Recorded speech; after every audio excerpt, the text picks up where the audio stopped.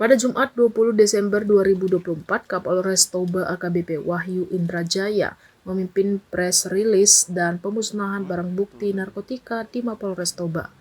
Acara ini juga mencakup laporan kinerja Polres Toba selama tahun 2024 yang mencakup berbagai aspek operasional dan penegakan hukum. Kapolres menjelaskan bahwa kinerja Polres Toba di tahun 2024 berjalan aman dan lancar berkat kerjasama berbagai instansi. Dalam penegakan hukum, Polres Toba menangani 647 kasus pidana dengan 387 kasus diselesaikan, mencapai 60% penyelesaian. Kasus kekerasan terhadap perempuan dan anak mendominasi, dengan KDRT dan pencabulan menjadi tantangan utama yang perlu ditangani lebih lanjut pada 2025 nanti. Polres Toba juga menangani 2 kasus illegal mining, 1 diantaranya telah selesai.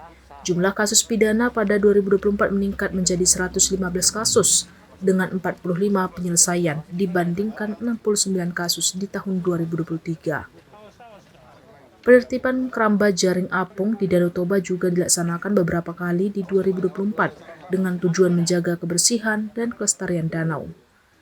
Dalam bidang restoratif justice, Polres Toba berhasil menyelesaikan kasus pengerusakan yang melibatkan fenomena beku gajang melalui mediasi tanpa proses hukum. Di bidang narkoba, Polres Toba menangani 62 kasus dengan 75 tersangka.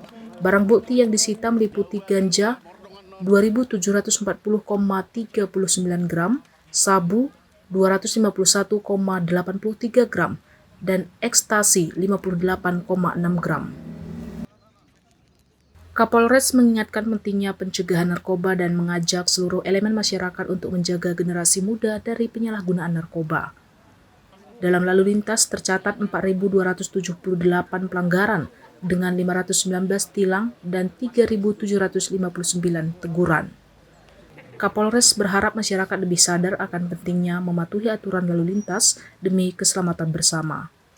Pada 2024 terjadi 178 kecelakaan lalu lintas dengan 52 korban meninggal dan 99 luka berat.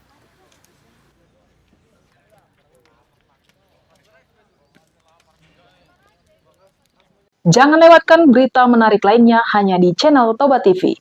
Follow, like, dan subscribe channel Toba TV untuk mendapatkan informasi terbaru lainnya. Horas.